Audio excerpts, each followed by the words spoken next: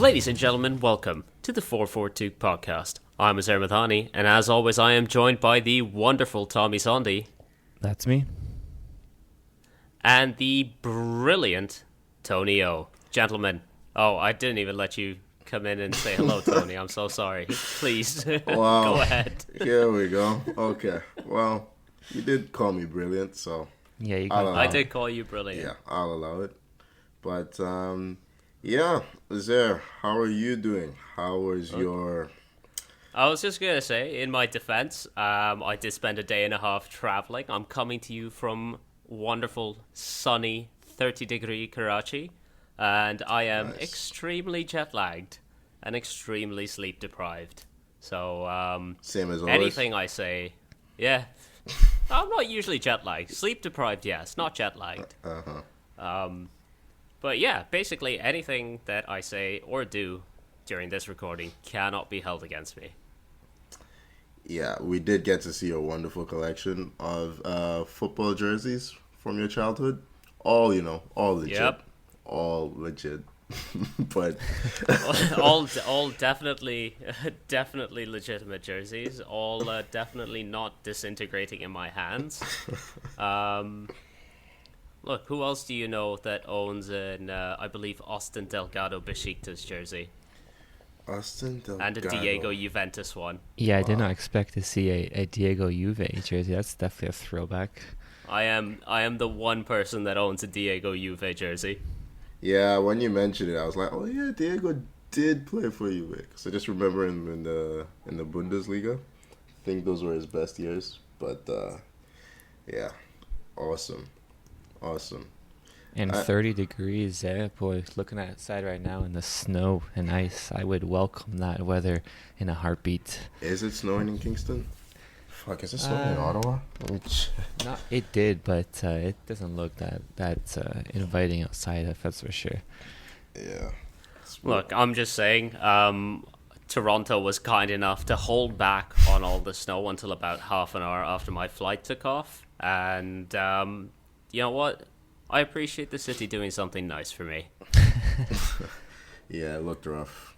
We had a bit of snow on Friday, but Toronto had a downpour. So we'll be getting that soon, I'm sure. But I'm excited for this week's podcast. Tommy. Yeah. I was just going to say, traveling across time zones, you got to adjust your watches, but the one watch that does not need to be changed is the Sanchowatch. Tommy, Can you please tell me what Jadon Sancho did this week? I called that he was going to score, was it last week, so just a week off. But hey, how fitting is it that it happens against my team? You know? First Premier League goal for Jadon Sancho.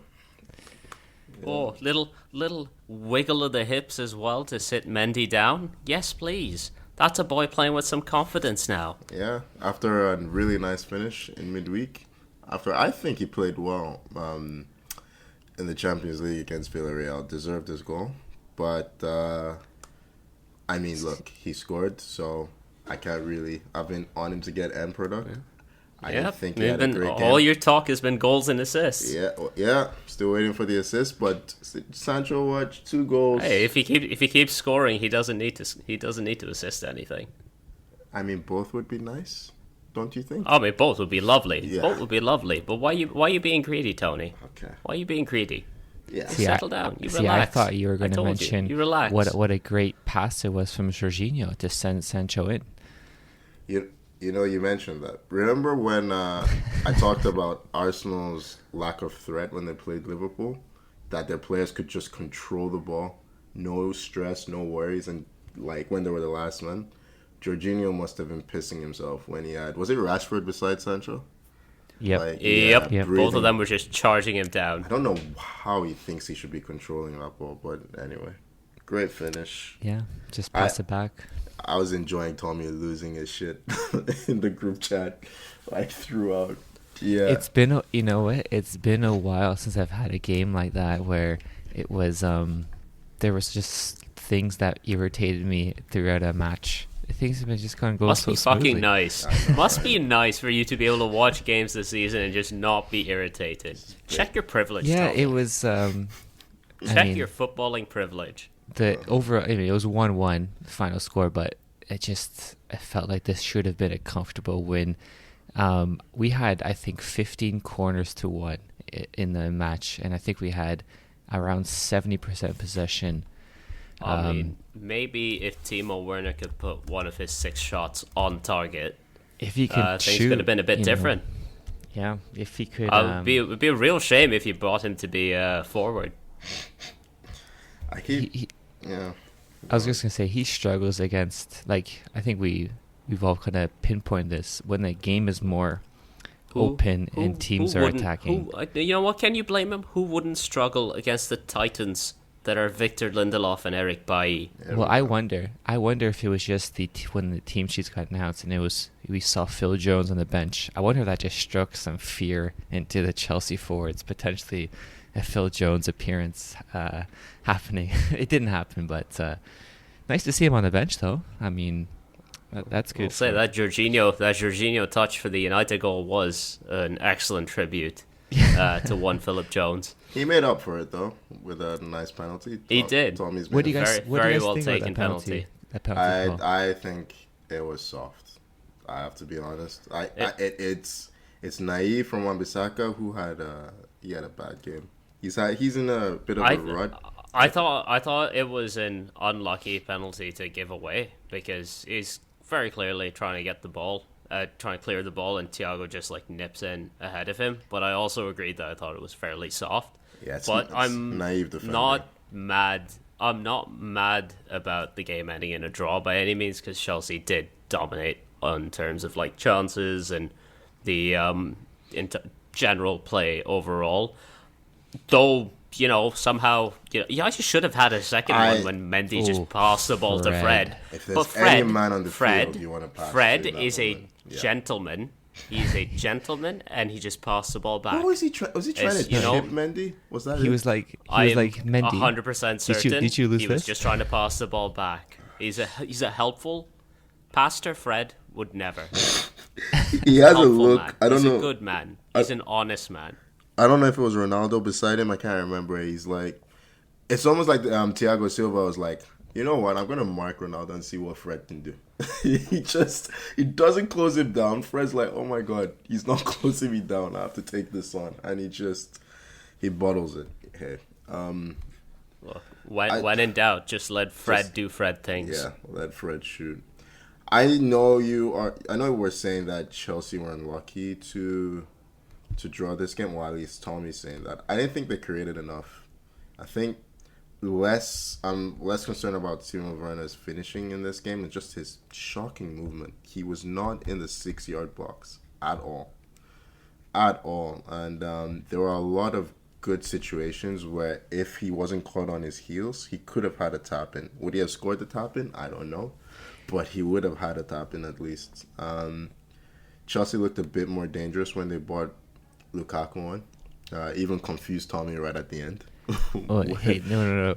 We were more Tommy, dangerous. Hey, we were more dangerous. Explain what No, Tommy. Please explain how you managed to confuse Romelu Lukaku and Antonio Rudiger, two players who do not look similar. Yeah. First off, we were more dangerous when we put in Mount and Pulisic, which should have happened a lot sooner. It was the... Notice how we just skated past that. Yeah, we'll come back to it. But listen, I know you don't have a lot of faith in your forwards finishing, but when someone skies it like that, it's not Lukaku.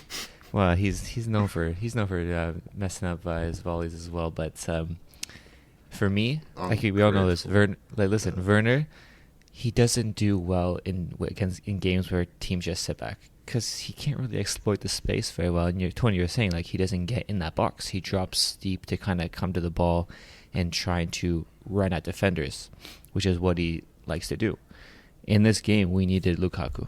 He just wasn't fit, but we need a player that's going to stay in that box and get in those crosses. We missed Chilwell.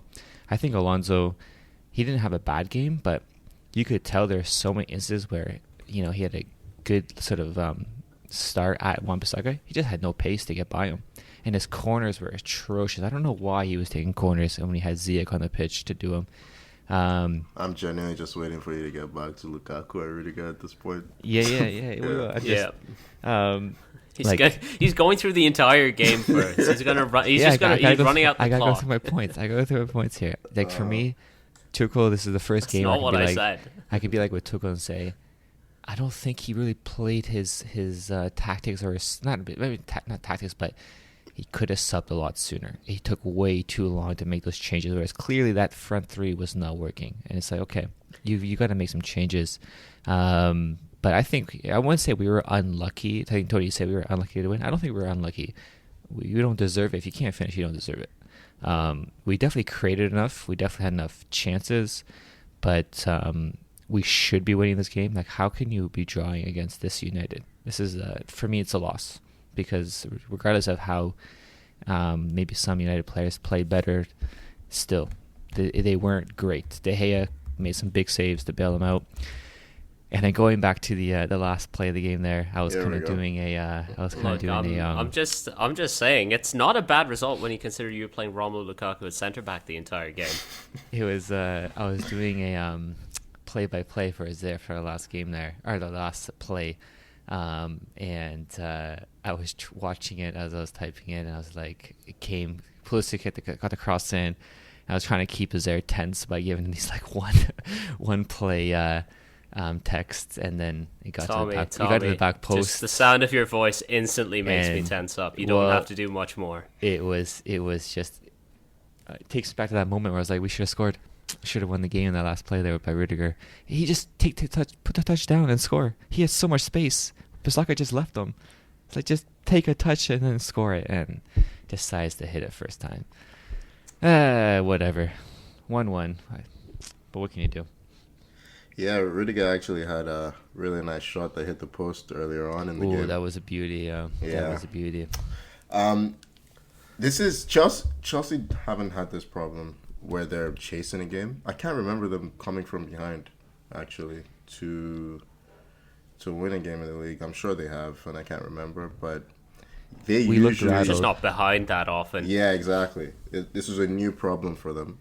They found a solution. I think they were lucky to get it, but I maybe want to watch to see if they can. If them coming from behind is a bit of a problem, but hey, listen, a point against United is. It's disappointing. It's hardly fatal. You know, they're still top of the table. I think more interestingly, really, was two talking points. One, Sancho being preferred to Ronaldo in this game. Big call by Carrick. And also potentially how much of an influence was the appointment of Ralph Rangnick on the lineup and the tactics in this game. I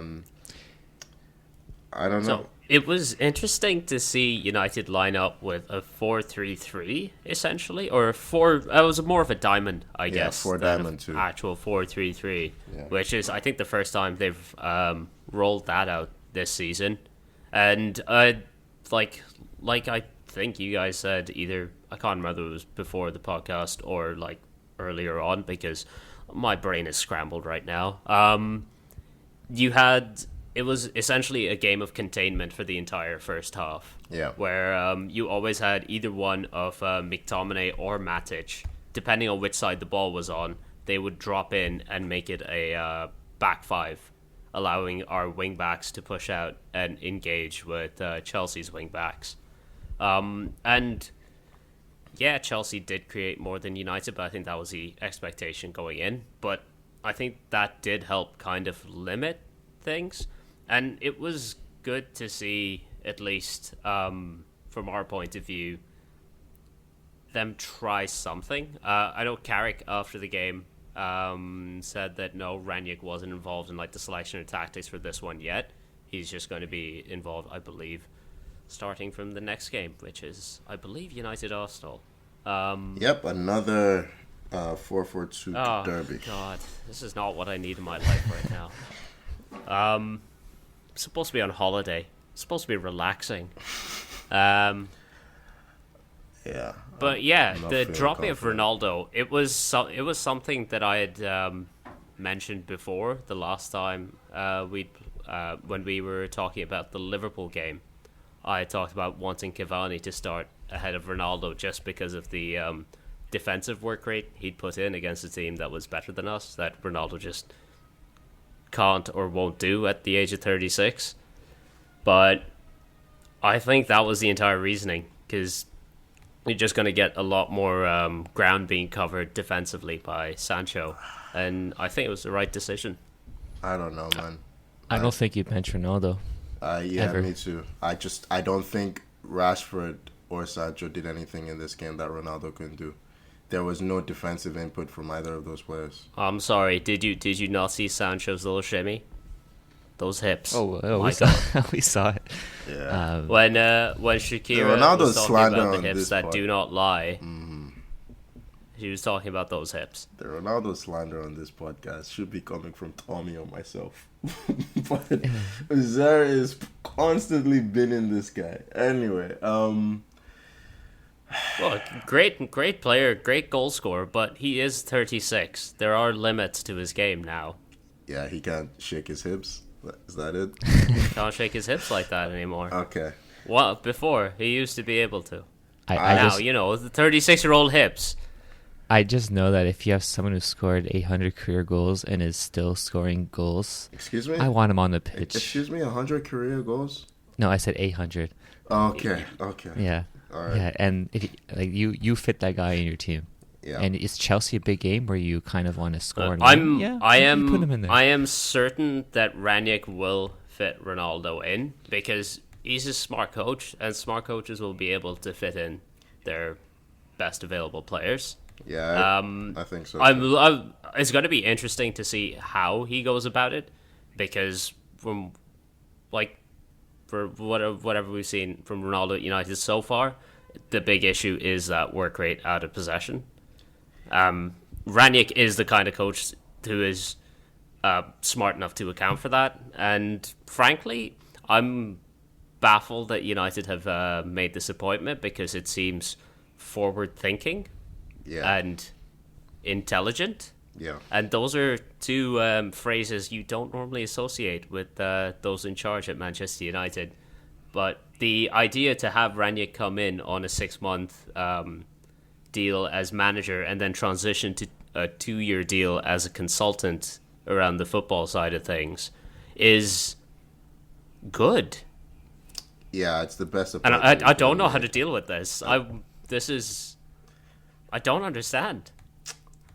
Yeah, we'll probably talk more about Rangnick after his first game. We're kind of, I guess we have other games to talk about, so I don't want to stress too much about this. But we're already almost 20 minutes. Yeah, but I think Ronaldo will be fine in Rangnick's system. I don't think him pressing will be a problem. You don't need to run all over the place to press. You just need to close passing lanes. And, the rest of the team will be able to do a lot of the running for Ronaldo. He just needs to provide the structure by cutting off the right lanes. So, yeah, it's one to watch, but I'm sure it'll be fine, to be honest. And as of about 10 minutes ago, it's official that United have actually announced it on their their website. I just got the notification. Yep. Yeah. So no United fans can breathe a sigh of relief. It didn't break down somehow. They didn't somehow slap a 5-year contract on Carrick. Yeah. Between yesterday and today. All right, shall we move on? Oh yeah, let's move to the next game. Arsenal 2-0 Newcastle. Before we get into anything else, how did Aubameyang miss that chance? He is one of the worst performing forwards in the league right now. He saves his best sprints for applying pressure. We're talking about aging strikers not being able to press. That's all Aubameyang does now. He is the Gabonese Danny Welbeck at this point. He just cannot. He can't finish. There's no quality on the ball, and there's a thing with this Arsenal team where the youngsters are the ones bailing the team out. The older players, the more experienced players, they seem to be deferring to the youngsters a lot. And Bukayo Saka, he just decided that we were going to win this game. That's how it felt in the second half. He grabbed the game by the scruff of the neck. And he almost scored after a really nice piece of play to beat two players 2 minutes before. But that goal was a brilliant finish after a great passing move. And hopefully his injury wasn't too bad. He had to come off for Martinelli, who came on, and it was a great finish for his goal. But great movement as well. I'm really excited about the possibility of him getting more minutes because he's a player I really, really love watching. But yeah, I cannot wait for this Aubameyang chapter to be over. I'm just tired of it. It's just every week he's a disappointment, and he's our club. Well, I mean, captain. he's getting to like Timo Werner levels of creativity when it comes to missing chances. It's so casual as well. The way he hit it, it's like maybe he's trying to be calm. And this theme started in preseason. I just every week just copy and paste what I said last week about Aubameyang. He's just Do you want me to just edit in whatever was said the last time? I'm tired of talking. Save us all the time. Yeah, I'm tired of talking about the guy. I've got to be honest. It's just we know we need to move on, and he'll hopefully be a backup striker. How much longer is left on his contract? He'll have 1 year left at the end of the season.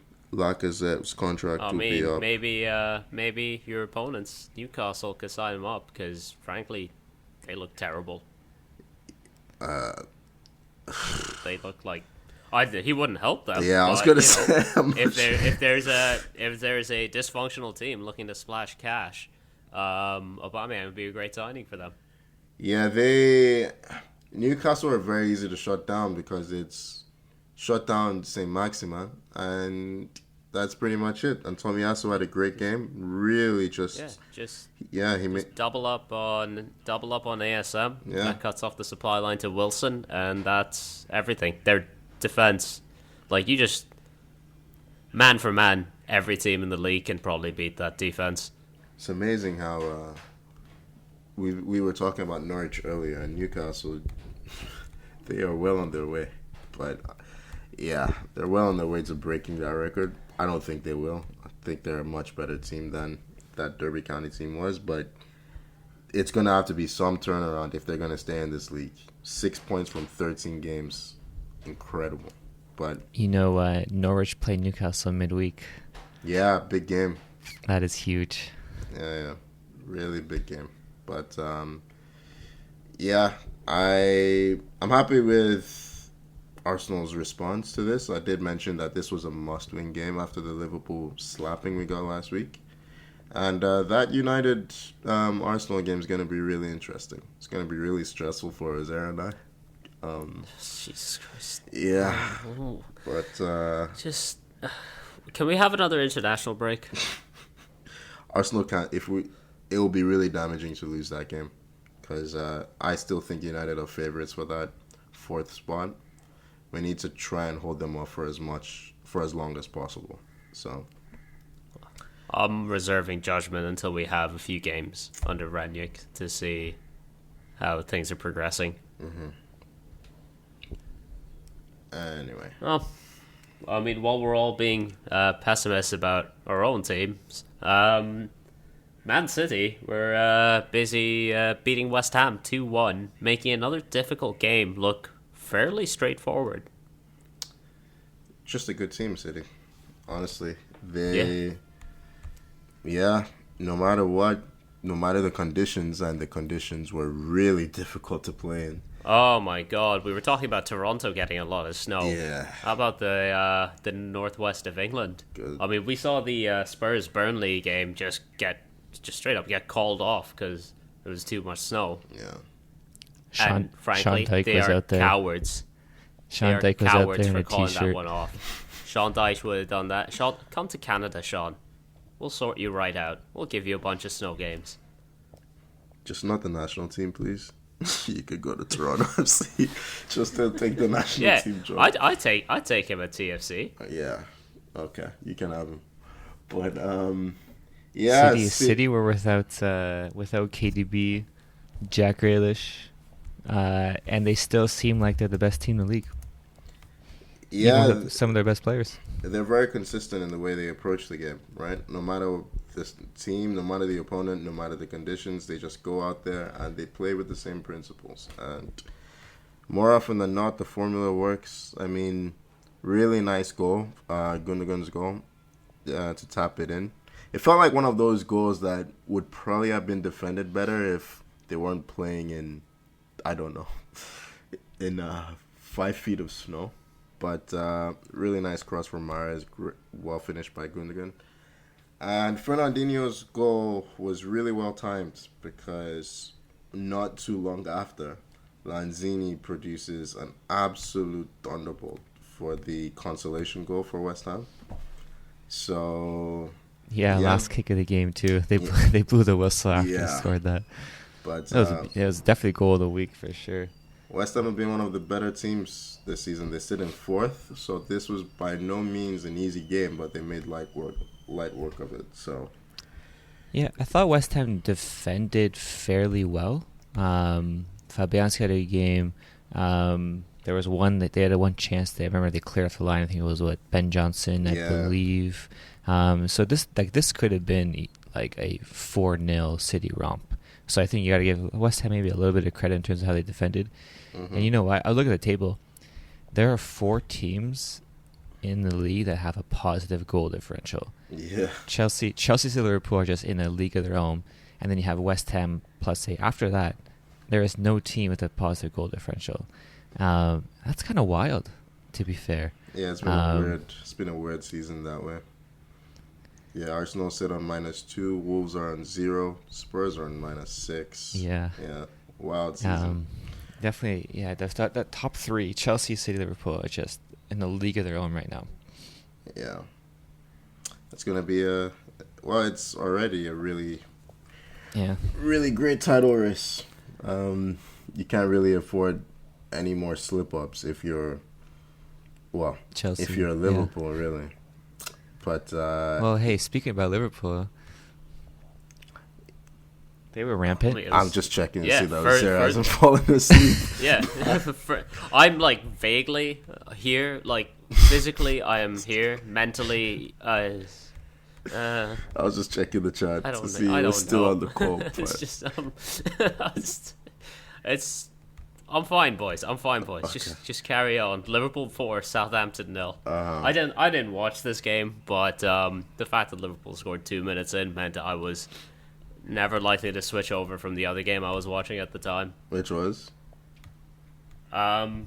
Leeds. This was on Saturday, right? Yeah, I was watching the Leeds game. Yeah. No, was I? I was watching a game. Oh, I was watching Villa. That's what it was. Okay.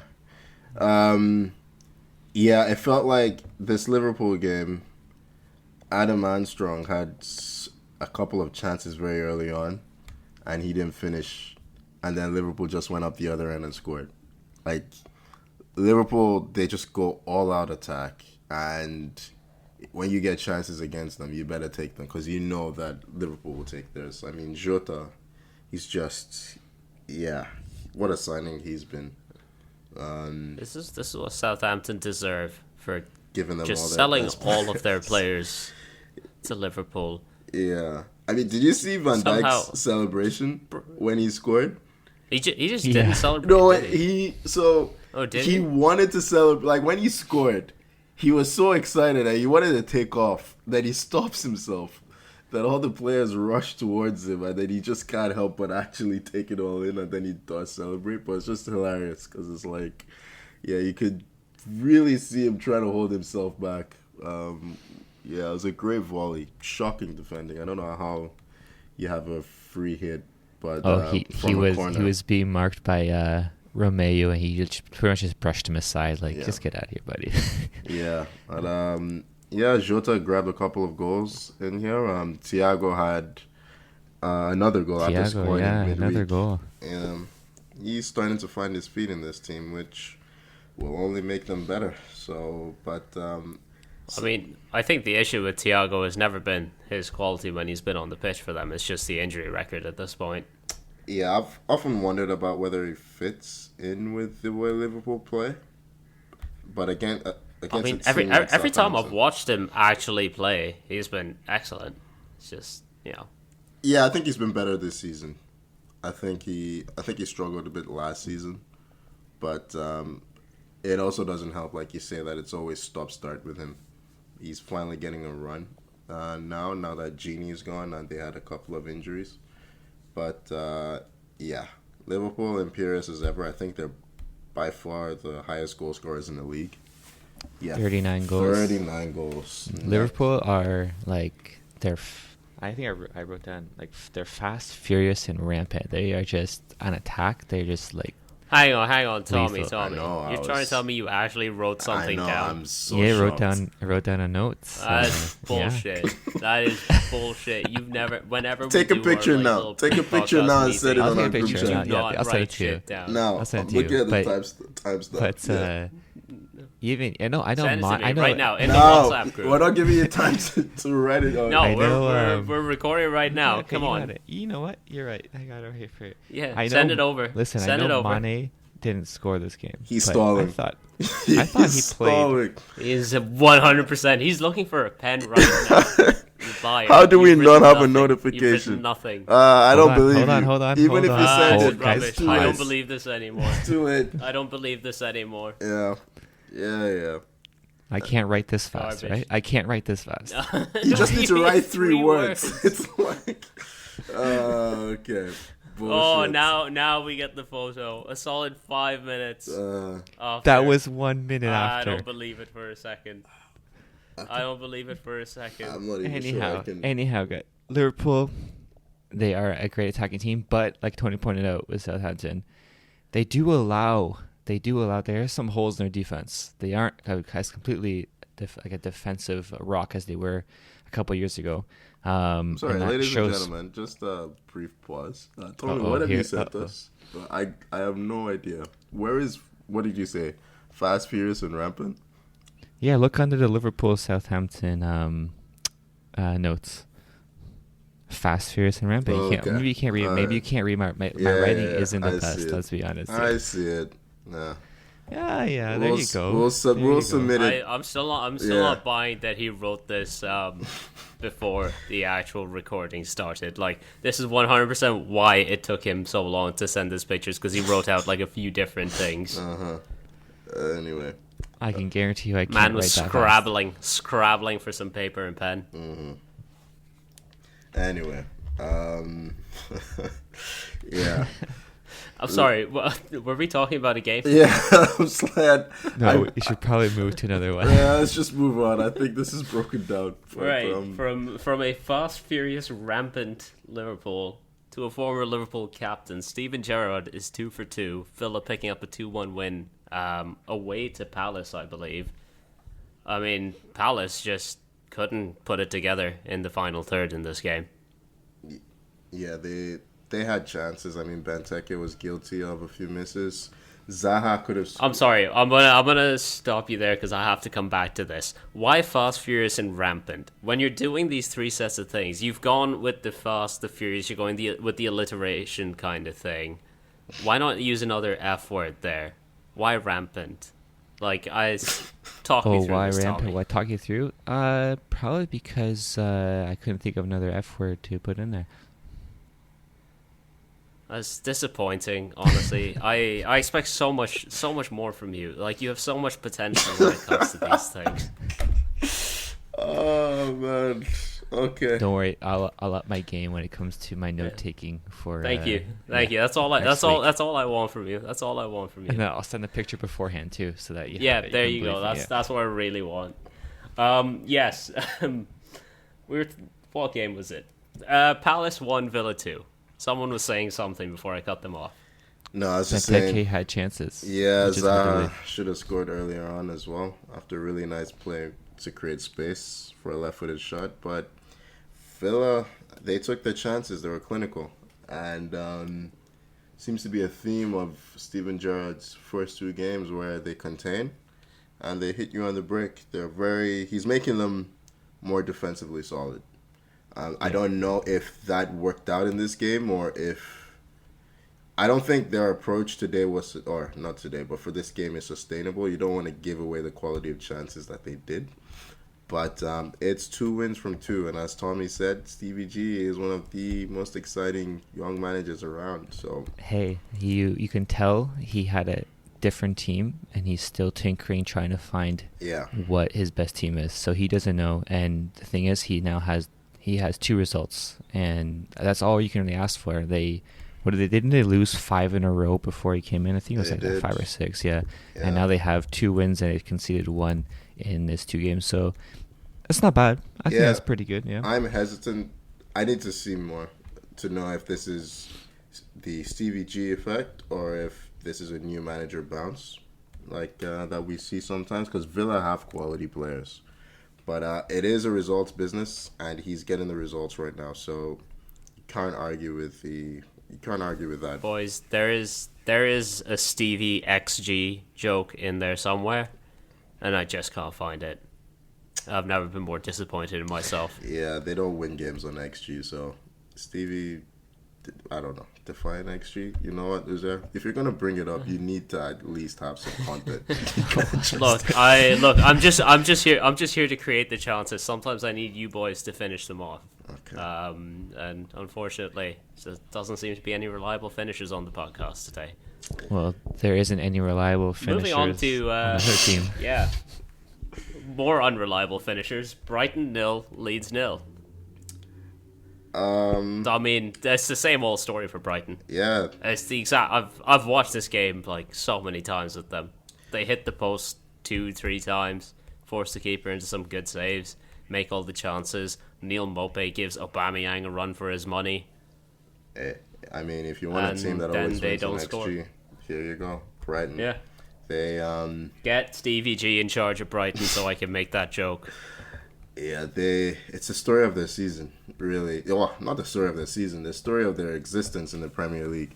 Play brilliantly, produce so much, promise so much, and deliver very little in the final third. They are steadily dropping down the table. And look, we didn't expect Brighton to be in the European places, and they're now down in 9th. But I was surprised. I think, Tommy, you pointed this out earlier when we were going through the running order. The Brighton. Let me check Tommy's notes. It's in the notes, I think. Is it there? Is it there? I can't be bothered to look for it. Yeah. Oh no! Yeah, he did write it down. Fair play to him. Yeah. Look at that. The fans booing the team at the final whistle. I mean, I don't think they've won in 7 games or so, maybe 6. It's not great. It's a bad run, but I think it's still a little bit of a bad look on the fans to be booing Potter at this stage. For sure. Yeah, they are overperforming. Let's be honest. I mean, the last time they won in the league was Brentford away. That was in September. September? Yeah. Jeez. So, and that was the 11th of September. So they haven't won in 2.5 months. So it is a terrible run. I mean, put into that kind of context, it does make a little more sense. Yeah. But I think they'll be fine, to be frank. I was looking at the table to see if there was a chance that they could get dragged into a, relegation battle. Because their aim really for the next 3 or 4 seasons will be to avoid relegation. Like, we can't just think because they had a great start that they're safe, Like, ultimately, you want to avoid relegation for a few years and establish yourself as a Premier League team. And they're well on their way to doing that, So, yeah, fans always find something to complain about. Listen, you want to win games. That's what this entire podcast is predicated on. Yeah, and you want to win games. So you have, you can forgive the fans for being frustrated. But I think Potter's doing a good job, and I think they should be fine. But he needs to pick up some results. Another manager under scrutiny right now is Rafa Benitez, and his Everton team lost again. This time 1-0 to Brentford. Yeah, dead man walking, Rafa, I think.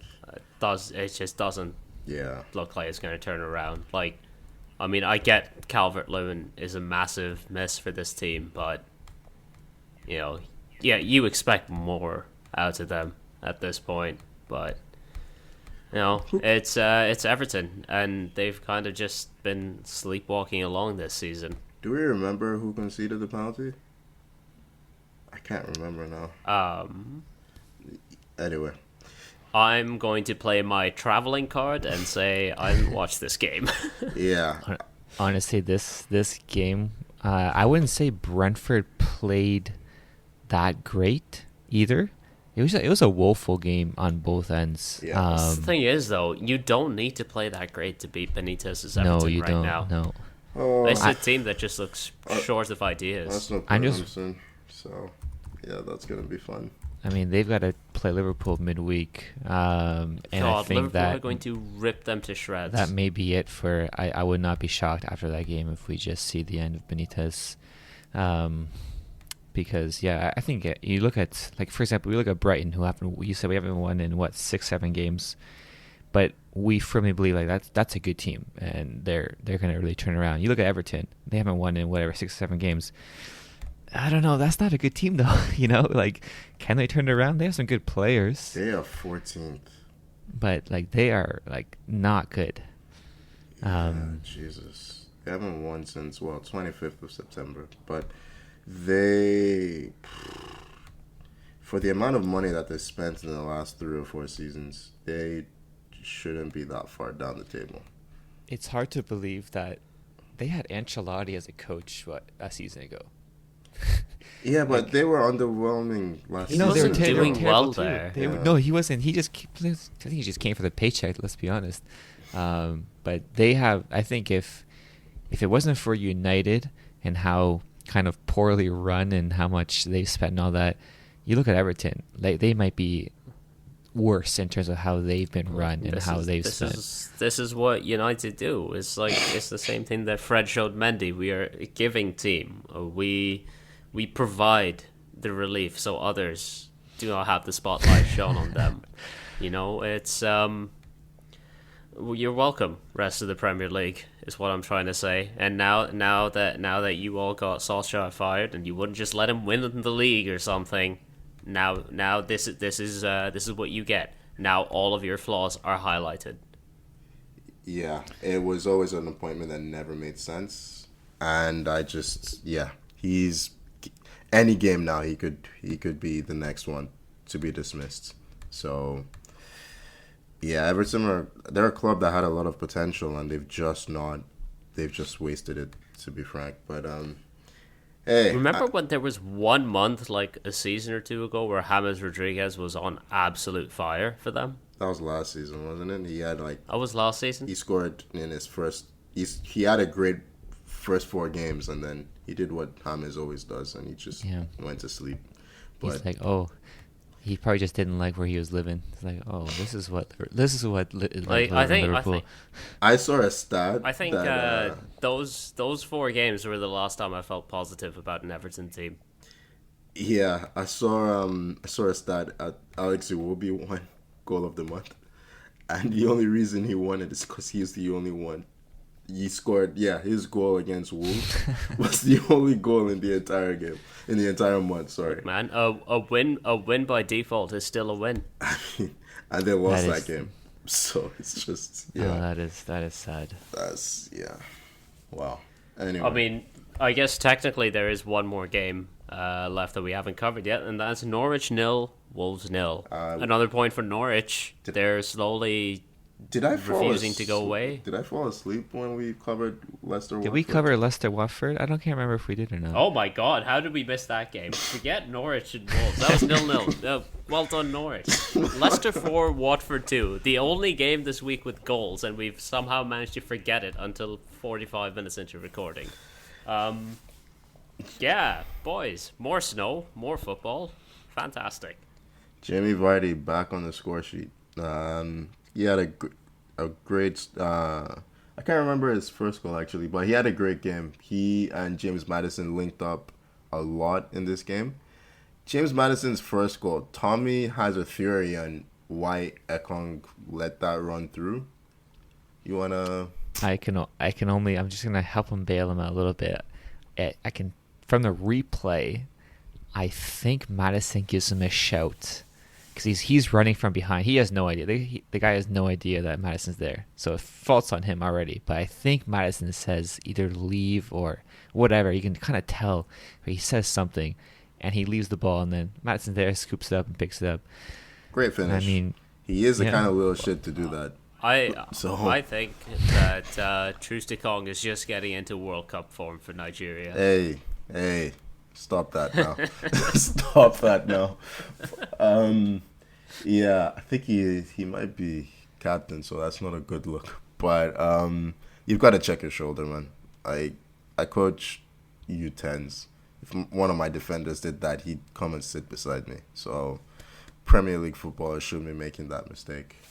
But yeah, as the game went on, the conditions just got even more ridiculous in this game.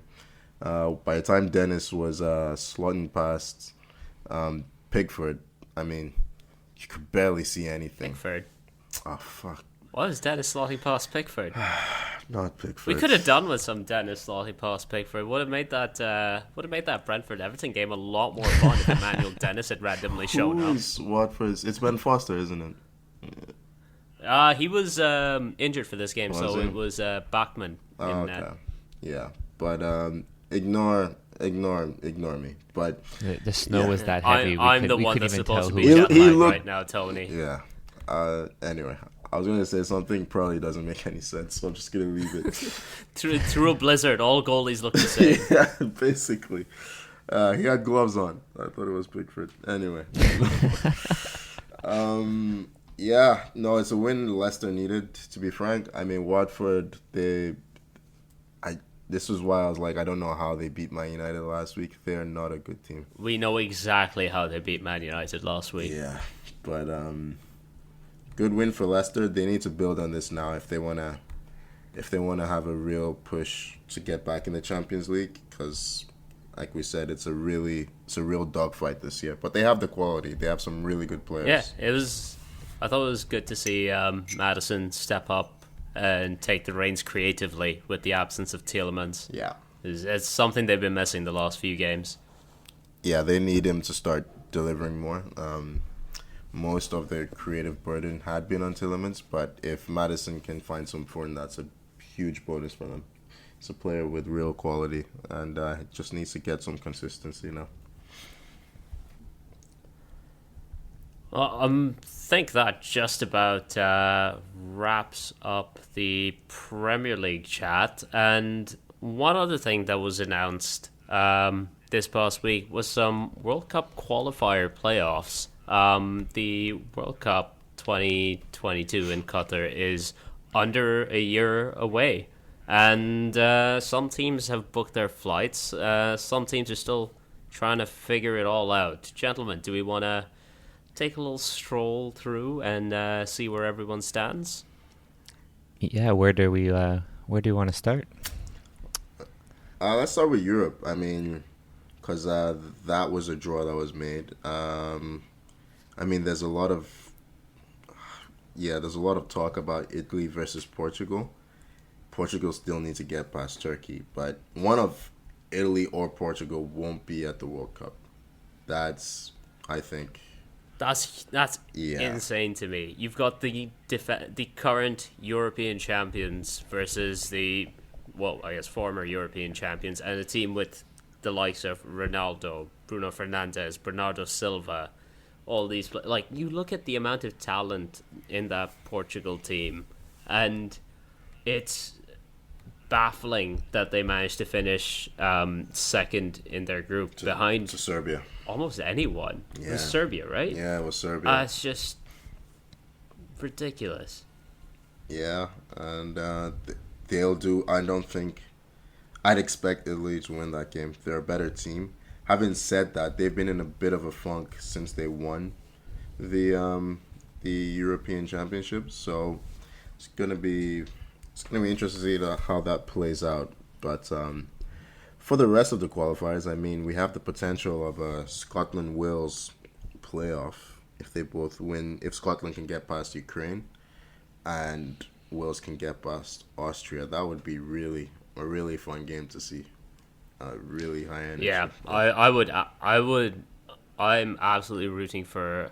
I think I'd love to see Scotland make it to a World Cup, but failing them, even seeing Wales make it to one would be great. Yeah. We also have Tommy Sondy's beloved Poland playing against Russia.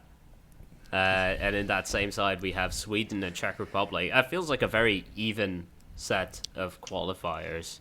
It's one where we shouldn't be. We should have been our last. What? Well, I'm just saying our last game. We I don't know what the coach is thinking because we needed to win to get seeded for this playoff draw. Oh, I see. Okay. And he rests pretty much. I mean, he rests Lewandowski. He rests a couple of the starters. And did he not know that we needed to win? Or just maybe he thought that we would beat Hungary to make it. Maybe underestimated them, but it did not fly well with the Polish Federation. A lot of people in Poland, and they were calling for him to get the sack. Didn't it Even work though I out? think This is the same Hungary team that took points off France and Germany at the Euros, and he decided to rest players. it was a bit baffling, but when you look at it now, you think Tony's saying, did it work out? Yeah. Maybe. Yeah, You look at the teams, Russia, Sweden, Czech. I mean, these teams Sweden's good. The Czechs are good. Russia's good. They're not like walkover teams, but they aren't Portugal and Italy. And for that, you would think at least Poland has a shot to make it. Russia's going to be a tough match. If you'd been seeded, you would have instantly avoided Portugal or Italy in the first round anyway. Oh, this was I just guess that's true. an Yeah, unnecessary extra step. Yeah. I honestly, is it better than to lose so I don't have the massive disappointment of losing all 3 games in the World Cup? See, I'm torn on this because on one hand, I hate watching Poland at the World Cup because every time I've seen them there, they have been football is beyond terrible. atrocious. Yeah. But I will say I do love watching Tommy watch Poland at the World Cup because whenever they are beyond atrocious, Tommy is beyond entertaining. And I will- I'm torn. I'm really torn. It's the only pain he ever feels. We need this. I will say this. They have played a bit better in terms of their style of play. With the new coach Paulo Sousa. Then I don't want them to qualify. What's the point but not to an extent where they're actually good to watch. Don't get me wrong. They are still terrible to watch. Oh, as that's how you know that the world is still in balance. Yeah. Yeah. Do we have predictions though? What do we say out of you look at the 3 path A, path B, and path C? Like, who are you guys predicting coming through? Let's say we start with A. You have Wales and Scotland and Ukraine. I'll go with all 3 of mine. I'll go Scotland, Sweden, and Italy. I'm going Austria, Poland, and Italy. I'm going to say Wales, Sweden, and Portugal. No love for North Macedonia. Yeah, they were pretty good, but they have a tough matchup. Moving on, which continent do we want to hit next? Should we go close to home? As close as possible. Now, when you say close to home, do you mean your home or my home? Because I'm currently somewhere very different. Okay. Let's talk about home base, shall we? So, North America. I mean, it's pretty cut and dry at the moment in North America. Yeah. The top 3 go through automatically, and that is, unless you forget, top of the table is Canada, followed by, I believe, the US and then Mexico. And with Panama in 4th place right now, who would go to a playoff against the Oceania qualifier. Yeah. There's a pretty sizable gap at the moment between Panama and the 5th place team, which is Costa Rica. There's a 5-point gap there right now. But there's 6 games left, though. So, yeah. still plenty of time time for all of that to change. I mean, Canada's big advantage now is that they've got both of their games against Mexico out the way. Yeah. So if they get through, I believe their next qualifier is against the US. You would be... If they get through that... Correct. Yeah. If they get through that with a win or a draw, they're in a really good spot. Their next game is against Honduras, and then they play... Oh, is it Honduras and then the US? Yeah. So in the same same period, yeah. I mean, 4 points from those 6 would be pretty solid. Yeah, they've put themselves in a really strong position, Canada, which is what you'd expect. If they need to beat Honduras, they can't afford to slip up there. I think they might have drawn against them actually early on, if I'm not mistaken. Yeah, they tied 1-1 in Toronto. Well, in Canada, so they can't afford to slip up again. That was in Toronto. They're gonna play in Honduras next, and they need to win that game. Doesn't matter how, just a scrappy 1-0 win. They're a team with confidence now. They've grown in stature. But that also means teams are going to be really on their game when they're playing against them. So they can't act like this is done. It's not. They still have to make sure they win the winnable games, the must-wins. And they have quite a few fixtures left that they should be winning. So, yeah, they need to make sure that they're picking up those points. But I'm feeling confident. I think they should be fine. We should probably mention that if whatever team does finish 4th, it has been decided where they will be playing their playoff. And that is Don't listen to me. Yeah, I was gonna literally say. said this already. It's Oh, the you're going to first mention thing this? you Oh, well. You don't listen. Yeah. All right, Tommy. You know what? Let's let you go. Let's reiterate. Let's reiterate the 4th place. Yeah, no, change your words. Oceania. I will not be editing that out. It's in his notes, is there? So he of course, it's in his notes. Yeah, I had to put it in there. But for me, that's a little bit. I mean, that's a lot better than what it could have been.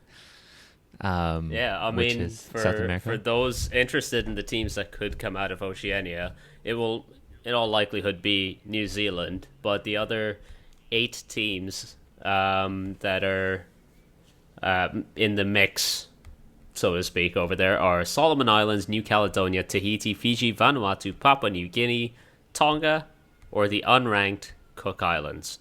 So hardly as Tommy said, hardly a really like. Yeah, it could have been worse. I don't know how to. I don't know how to describe this group of teams. Let's just say it could have been worse. Yeah, you'd rather face them than say South American teams or, well, I mean, the Asian teams. Yeah, might as well chat about South America next, because that is a bit of a bloodbath in qualifying. We have Brazil and Argentina who have already qualified. Ecuador, with 2 games left, are on the verge. And you have one more automatic qualifying spot for 4th place and a playoff spot for 5th place. And Colombia, Peru, Chile, Uruguay, and Bolivia all have a legitimate chance at those 2 spots. Yes, that's There's surprising 2 to points see separating Uruguay. 4th to 8th. It's surprising to see Uruguay struggling and, not winning. I can say the strong start you're saying, Tony, and then they just kind of dropped off completely. Yeah. What's going on with them?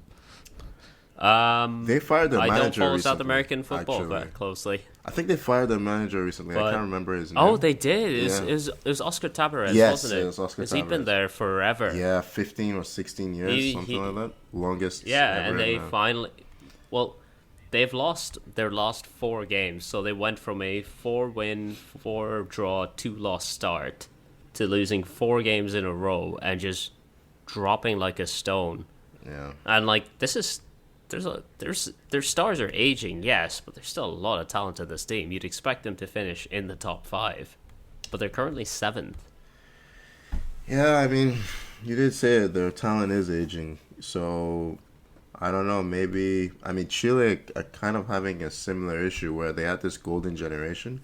They capitalized on it and won a couple of Copa Americas, but they're not being replaced, those players. And yeah, they're both on 16 points in 6th and 7th. I would like to point out that Colombia are currently 4th, having won only 3 of their games Yeah. out of 14. This is the toughest, I think, the toughest continent to qualify from. I've seen Argentina and Brazil really struggle in these groups. They're flying this time around. Yeah. I would say it's tougher to qualify from Europe if you're not a top seed. I'm talking about it's the biggest. So, but in terms of like top to bottom parity, yeah, I will exactly. give you South America. Yeah, exactly. I mean, Brazil are kind of far and away the best. Well, Brazil and Argentina are by far and away the best teams now. They've kind of stolen a march on the rest of the teams, but I think that's more because there's been a bit of a dip with the likes of Chile and Uruguay. But I hope they both make it. To be honest, I like players on both teams. It'll be fun to see Suarez, try to bite someone at another World Cup, or, I don't know. Paw ball off the line. Yeah, that I was gonna say that, but I was like, I actually heard. He does love himself. Some kind of nonsense at a World Cup, Luis Suarez. Yeah, he's not allowed in Africa right now after what he did to Ghana. But I think 4 teams qualify automatically, right? And then 1 goes to the playoff. That is correct, and their who's playoff their will be playoff, with yeah. Asia. Yeah. Asia. So the way Asia has it set up is they have 2 groups going right now. Top 2 from each group goes through automatically, and the third place in each group playing each other. And the top 2 in the respective groups are Iran, South Korea, Saudi Arabia, and Japan. And the third place teams right now are the UAE and Australia. Now, you might be wondering why Australia count as an Asian team instead of an Oceania team like New Zealand, and that's because FIFA do not care about geography.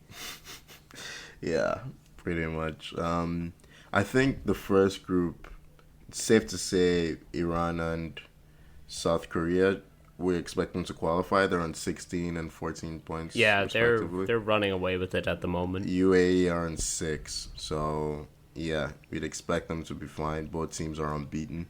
It's a bit tighter with the second group. Australia are in 3rd with 11 points, Japan 2nd with 12, and Saudi Arabia with 16. Wow, that's have they? Now, I believe I'm right in saying there are quite a few Brazilians playing for the Saudi national team. Is that true? Does anyone know? I'm not entirely sure, but I mean, I could very quickly Google that. Yeah, I think I saw. I wonder where recently. I wonder where Qatar would fall if they weren't automatically qualified. I wonder if they would qualify. I'll be honest. This lost Saudi Arabian team that was called up looks. Oh no, this is for the 2021 FIFA Arab Cup though. This is not for the. It might have been Qatar actually. Now that Tommy mentions it, I can't remember. Because I feel like they have a couple of Brazilians on their team. I think it's the Qatar national team. Now that you mention it, yeah, it's not Saudi. So yeah, most likely it would be. Our apologies to Saudi Arabia for doubting their saying quality. that you had a bunch of Brazilians. Yeah, but I've lost my train of thought now. Where was I? Anyway, yeah, that's explained, and whoever most likely will be Australia or Japan against someone from Group A, and then whoever wins that game will go off against the 5th place team in the South American qualifiers. So it'll be interesting to see how that plays out. I believe that leaves us with Africa, which currently has the 10 group winners from their second round to be drawn into 5 home and away legs. Mm-hmm. Those 10 teams are Algeria, Cameroon, Congo, Egypt, Ghana, Mali, Morocco, Nigeria, Senegal, and Tunisia. Yeah. I mean, there's some big names. Some big names there. Some of the usual suspects that you'd expect to see. Your likes of Egypt, Nigeria, Senegal, Algeria, lots of World Cup experience. No Ivory Coast. Though. Yeah, I just saw that. Yeah, that is a big one. They had a tough group. I mean, considering they were up against Cameroon, so either way, a big team was gonna miss out. But yeah, it's. I mean, it's gonna be interesting to see who's drawn against who in the African. Well, the next stage of African qualifiers. But hopefully, one of the African teams can push on in the World Cup. We still don't have a team that's made the semifinals of a World Cup. As I mentioned earlier, Suarez denied us that when he handled the ball against, I can't remember, was it Gian who had the header? Yeah, I think it was. And then he missed the subsequent penalty. What a little... Wait, so Africa, we have the African Cup of Nations in January, February, right? Yeah. And then one of the next round of qualifiers take place for Africa? Is it in March? In the March international break, yeah. Wow, so they've got a lot of like important football to play. Yeah, they do. Wow. The qualifiers will be drawn. I'm currently seeing on Wikipedia that Ghana's participation is pending an investigation into possible match fixing of the 14th November match against South Africa. So okay, that's fun. Yeah. Anyway, that's huge because they finished both on 13 points. If they don't, but it would be both teams, right? Who would be kicked out either way. So I have no idea. So yeah. Well, it might unless they're alleging that Ghana paid off the refs or something like that. Yeah. I'm gonna be honest. Let's see what happens I expect Ghana to still go through. But anyway, yeah, I'm hoping to see a Nigeria versus Canada game in the 2022 World Cup. That would be fun for me. Something tells me that we're not going to be seeing Pakistan at that World Cup. No, that sucks. Last I checked, we had been kicked out of FIFA. Yeah. What's that about? Which is about standard. Okay. I think it was something. There was a hostile takeover of the Football Federation by non-FIFA appointed people, I guess it would be, and FIFA didn't take kindly to that. Okay, well, you can lean on Canada for some participation. It's pretty standard stuff for Pakistani football, really. Yeah, unfortunately, but yeah, like I said, you can lean on Canada for participation. Imagine a group that had Nigeria, Canada, and Poland. With another team in there, that'd be pretty crazy. I mean, it wouldn't happen. It's not going to happen. The fourth team in there is going to be something ridiculous, like Brazil. Oh, tears! Yeah, tears. Do you think Poland will be able to make it out of that group, Tommy? It'd be fun on paper, but I think it'd be miserable to experience. It would.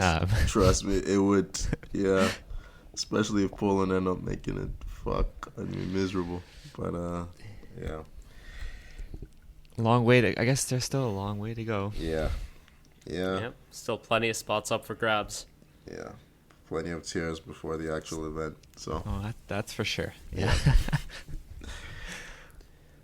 I mean, I think with that's everything we had to cover for today. All that's left to do is please give us a follow on Instagram and Twitter at 44Touque, and toss us a subscribe once I can figure out how to say out my words. Subscribe. Oh boy. Look, I'm so tired. Okay. I'm beyond exhausted. Ladies and gentlemen, now. subscribe wherever you get your pods. Yeah. I'm gonna help Azar out here. Thank you. Thanks Please for keep joining us, Tommy Sandy. Pleasure as always, Azar and Tony. And Azar, I hope once you end this call, you're going straight to sleep. Yeah, you sound like you have to edit this and get it over to you. I don't get to sleep. Thank you for joining me, Azar. Oh, it feels weird to be on this side of the conversation. And from myself, it's been a pleasure, gentlemen, and thank you to all the listeners. We'll talk to you again next week. Bye-bye. I don't like it when Tony finishes it instead of me. Please leave that in there.